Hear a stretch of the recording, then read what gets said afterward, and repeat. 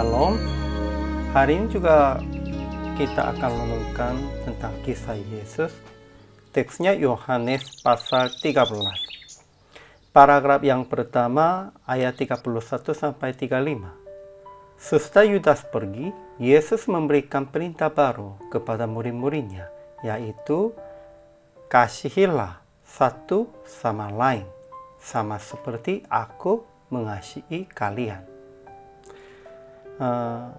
Paragraf yang kedua ayat 36 sampai 38. Ketika Yesus berkata, "Ke tempat aku pergi engkau tidak dapat mengikuti aku sekarang," Petrus bersumpah akan menyerahkan nyawanya untuk Yesus.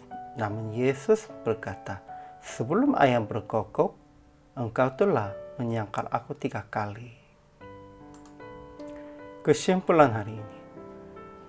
Sesudah Yudas pergi, Yesus memberikan perintah baru kepada murid-muridnya. Namun hal ini secara ironi, sebab perintah itu bukan yang baru. Yesus berkata, "Kasihilah satu sama lain, sama seperti aku mengasihi kalian, begitu juga kalian harus saling mengasihi." Yesus mengasihi semua manusia, namun khususnya mengasihi murid-muridnya sampai kepada kesetaan. Tetapi murid-muridnya masih belum saling mengasihi, dan Yesus telah tahu tentang itu.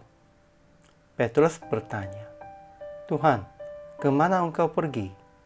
Dan bersumpah akan menyerahkan nyawanya untuk Yesus.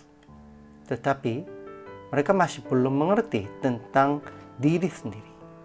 Sehingga Yesus berkata kepada Petrus, "Sebelum ayam berkokok, engkau telah menyangkal aku 3 kali." Ajaran tentang Yesus. Pertama, menurut Yesus, anak manusia dipermuliakan dan Allah dipermuliakan di dalam Dia. Dan kita juga harus memuliakan Allah dan juga dipermuliakan oleh Allah dan Yesus. Kedua, Ia memberikan perintah baru. Kamu saling mengasihi sama seperti aku telah mengasihi kamu, demikian pula kamu harus saling mengasihi. Ya, namun ini bukan perintah baru ya. Kita sudah tahu perintah ini sudah ada sejak perjanjian lama, sejak mula-mulanya. Ketiga, Ia memberitahukan Petrus akan menyangkalnya 3 kali sebelum ayam berkokok. Ajaran bagi kita. Sekalipun Yesus berkata Ia akan pergi dan murid-muridnya tidak mungkin datang, mereka bertanya, "Tuhan, kemanakah engkau pergi?"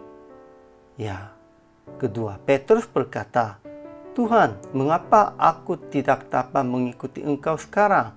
Aku akan memberikan nyawaku bagimu."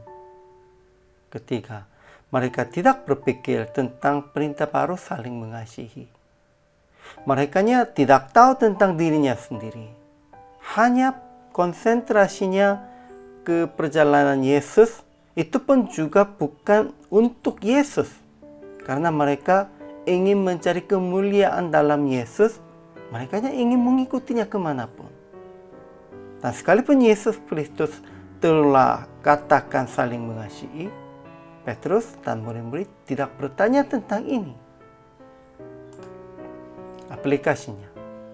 Pertama, melakukan perintah baru, saling mengasihi.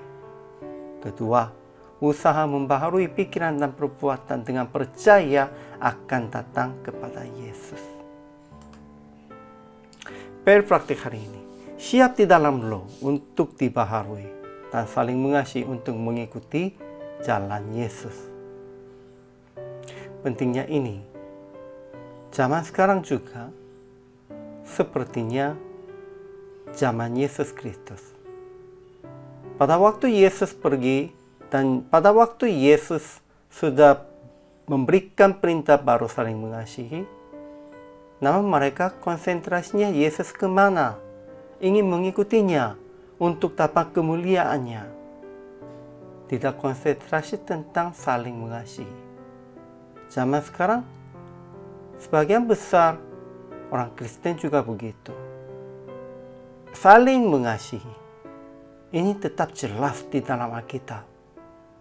Namun banyak orang yang konsentrasinya ingin mujizat, ingin sukses, dan mereka juga ingin dimuliakan.